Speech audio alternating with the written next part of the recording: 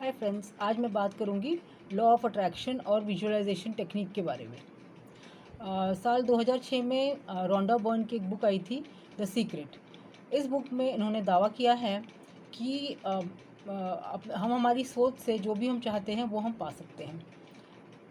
इन्होंने कहा है कि इंसान अपनी सोच से अपनी हकीकत बनाता है और जो भी कोई पाना चाहता है वो अगर उसके बारे में सोचता है उसे मिल जाता है। जब पहली बार मैंने इस बात को सुना था तो मैं एकदम अचंभित हो गई थी।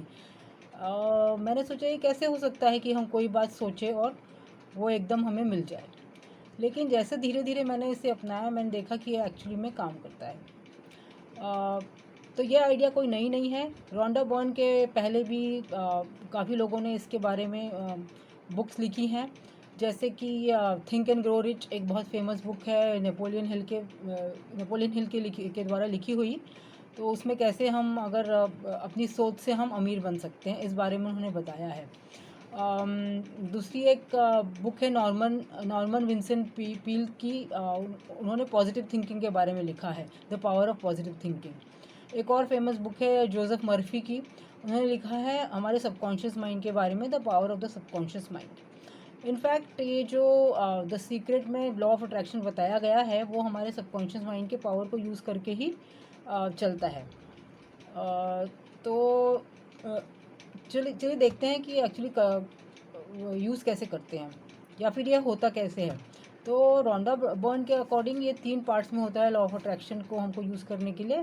पहला होता है आस्क। आस्क मतलब मांगिए, जो भी आपको चाहिए उसका आप क्लियरली उसने वो आप गोल बनाइए। पहला स्टेप है मांगिए या आस्क। सेकंड स्टेप है बिलीव। तो आपकी बिलीव बहुत स्ट्रांग होनी चाहिए, जो चीज़ आप मांग रहे हैं उसमें आपकी बिलीव बहुत स्ट्रांग होनी चाहिए कि ये मैं एक्चुअली में पा सकता हूँ। और रिसीव मतलब you have to be ready to just get it, that's about it. तो रोंडा बर्न ने ये 3 स्टेप्स बताए हैं। अब आइए देखते हैं कि हम उसको एक्चुअली में यूज़ कैसे करते हैं। आइए अब समझते हैं कि लॉ ऑफ अट्रैक्शन एक्चुअली काम कैसे करता है। ये कोई जादू की छड़ी जैसा नहीं है कि कोई जादू से काम करता है। लॉ ऑफ अट्रैक्शन एक्चुअली हमारे ब्रेन के पावर को ही यूज़ करता है।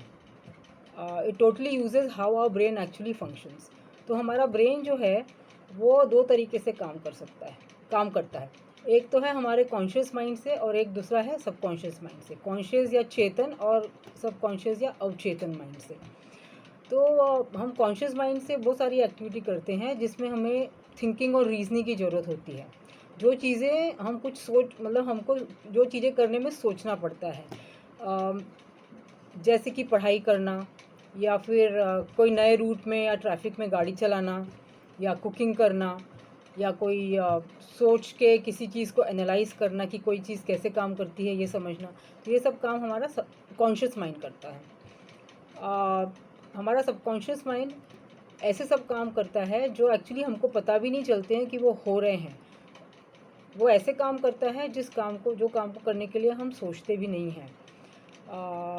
तो जैसे कि सुबह उठ के जब हम रोज़ ब्रश करते हैं, क्या हम सोचते हैं उस बारे में? नहीं, हम उठते हैं, ब्रश लेते हैं, ब्रश करते हैं, तब तो हमारे दिमाग में कुछ और चलता रहता है, ब्रश का काम हो भी जाता है। So that is the way the subconscious mind works. दूसरा इसका एग्जाम्पल है, अगर खाली सड़क पड़ी है तो आप गाड़ी चलाते हैं, तो गाड़ी चलाते समय भी you are not conscious of the fact, you are thinking of something else in fact.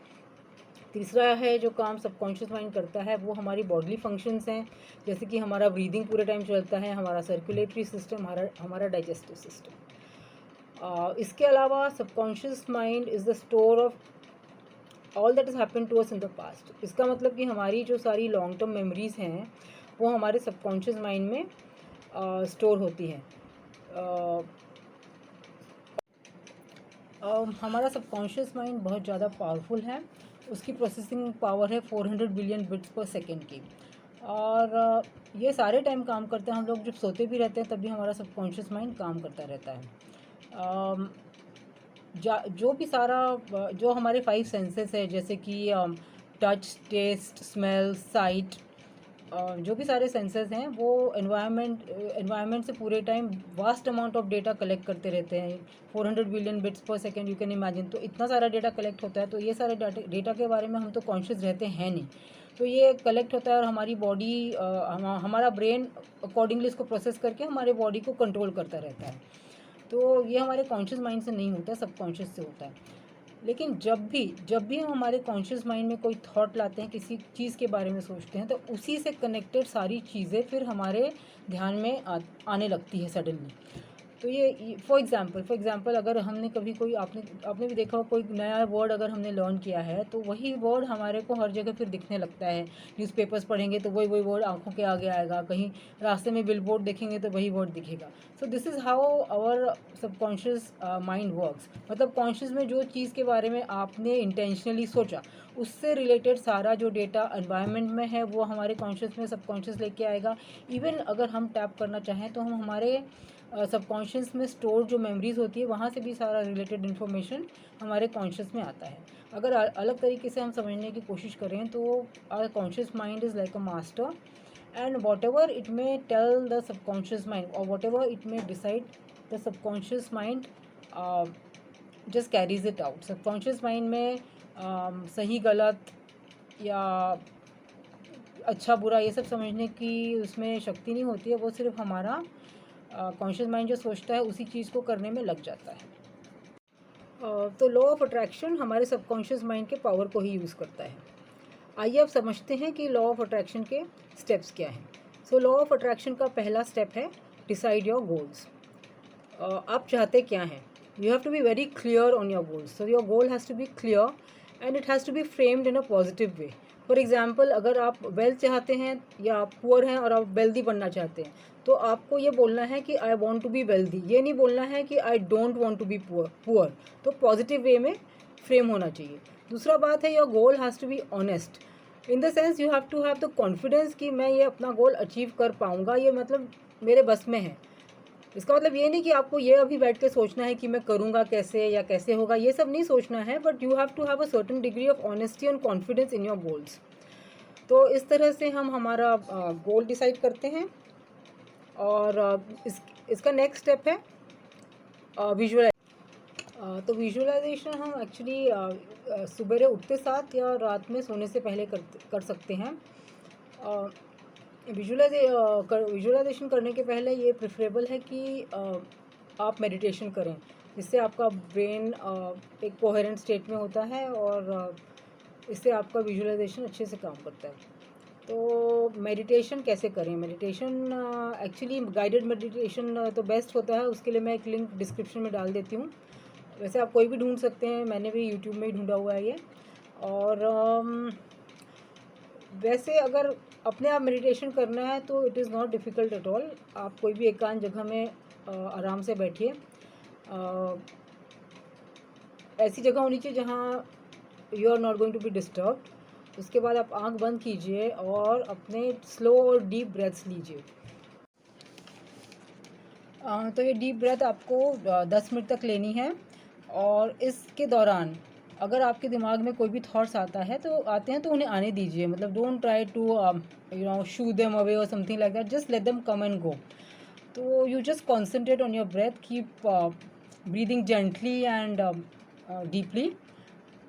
It has to be like very comfortable basically. And धीरे धीरे आपका माइंड काम होगा। धीरे धीरे आपको ऐसा एहसास होगा कि आप को स्पेस और टाइम का भी मतलब कि एहसास अब ज़्यादा रहेगा। then you will just be an awareness in the present moment. So you be in this state for a while. So in this state what happens, आपकी जो भी बेड़ियाँ हैं अपने पास से वो कट सी जाती हैं। मतलब आप एकदम प्रेजेंट मोमेंट में आ जाते हो और फिर आप विजुअलाइजेशन अपना शुरू कर सकते हैं। और अगर मेडिटेशन के स्टार्टिंग में एकदम से ये स्टेट ना भी आई तो कोई बात नहीं, आप 10 मिनट का मेडिटेशन कीजिए, उसके बाद आप विजुअलाइजेशन शुरू कर दीजिए। चलिए अब देखते हैं कि विजुअलाइजेशन एक्चुअली करना कैसे है। तो विजुअलाइजेशन हमें हमारे प्रेजेंट टेंस में करना है। तो हम जो भी पिक्चर देखेंगे तो ऐसे होना चाहिए जो भी हम चाहते हैं वो हमें मिल चुका है। फॉर एग्जांपल, अगर किसी को वेट लूज़ करना है तो वो जब आंख बंद करके इमेजिन करेंगे, विजुअलाइज करेंगे तो उन्हें अपना स्लिम एंड ट्रिम रूप ही देखना है।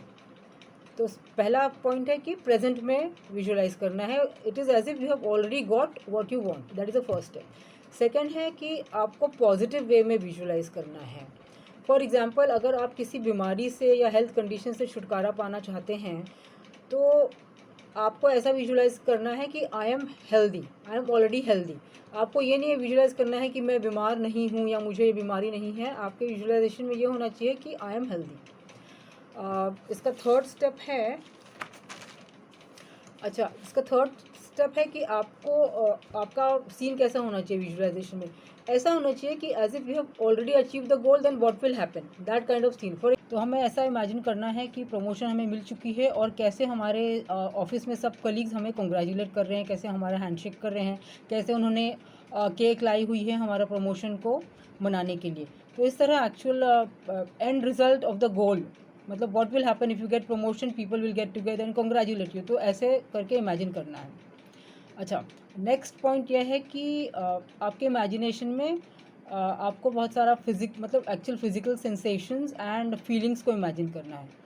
अब एग्जांपल के साथ समझते हैं कि अगर एग्जांपल किसी का गोल है कि उसे एक आलीशान घर चाहिए, तो उसने उसने इमेजिन करना है जैसे कि वो घर उसे ऑलरेडी मिल चुका है। और उस घर की, हो सकता है कि आपने जो आपका ड्रीम घर है उसको आपने उसकी पिक्चर इंटरनेट में देख रखी है, तो उस पिक्चर को हूबहू अपने दिमाग में आपको इमेजिन करना है। आपको ऐसे इमेजिन करना है जैसे ऑलरेडी आप उस घर में हैं, तो आपको इमेजिन करना है कि घर कैसा है, घर पूरे डिटेल में इमेजिन करना है। घर का मेन डोर कैसा है, वहाँ सजावट कैसी है, वहाँ कैसा वंदनमार लगा है। अब आप हॉल में एंटर हो रहे हैं तो हॉल की दीवारों का रंग कैसा है, फर्नीचर कैसा है, वहाँ कालीन कैसी है, कालीन आपके पैर के नीचे कितनी सॉफ्ट लग रही है। आपके माता पिता आए हुए हैं आपके गृह प्रवेश के लिए या हाउस वार्मिंग के लिए, तो वो कैसे आपके बारे में प्राउड फील कर रहे हैं। आपकी मम्मी के आईज़ में कैसे एक्सप्रेशन है जब वो आपको देख रही है कि वाह मेरे बेटे ने या मेरी बेटी ने कितना अच्छा घर लिया है, and how are you feeling about it. आपको कितना प्राउड लग रहा है अपने, और खुशी हो रही है अपने माता पिता को अपने बारे में प्राउड महसूस करते हुए। तो ये सब डिटेल में आपको, मतलब you have to really feel as if you already in the scene. तो ऐसे करते करते आप पूरा डिटेल में जितना सोच सकते हो उतना सोचिए। रोज़ रोज़ आपको प्रक्रिया करनी है तो रोज़ उसमें एक स्टेप ऐड कीजिए और अच्छे से उसको महसूस कीजिए। अब ये महसूस करते करते जब पूरा ये फीलिंग आत्मसात हो जाए आपके बॉडी तक में, तब आप धीरे धीरे, नहीं तब आप एक्चुअली फिर इस बात के लिए धन्यवाद दीजिए कि thank you so much universe या गॉड या भगवान या खुदा, thank you so much that you have given me this beautiful house. और धीरे धीरे करके फिर आप आपकी आंखें खोलिए।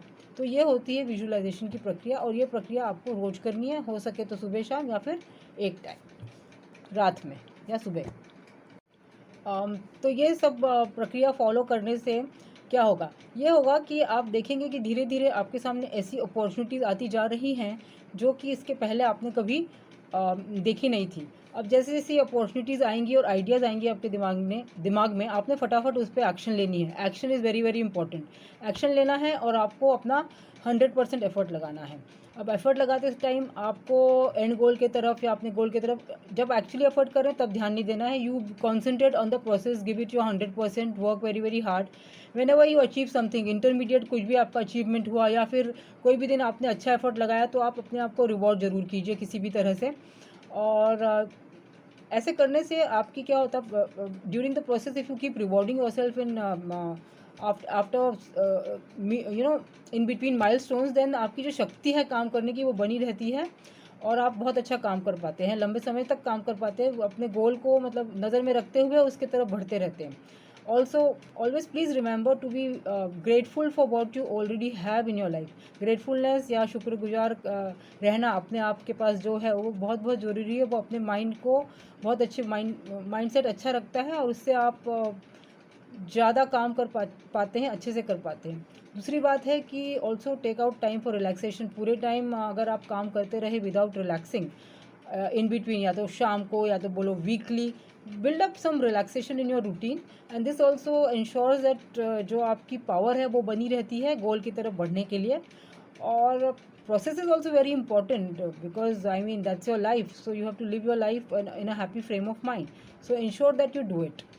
और ऐसा करने से बिल्कुल 100% गारंटी है आप आपके गोल के तरफ ज़रूर पहुँचोगे। एंड आपकी लाइफ की क्वालिटी अभी जो है, अगर आप ये इसको फॉलो करते हैं उससे 100 बेटर हो जाएगी, बिल्कुल से।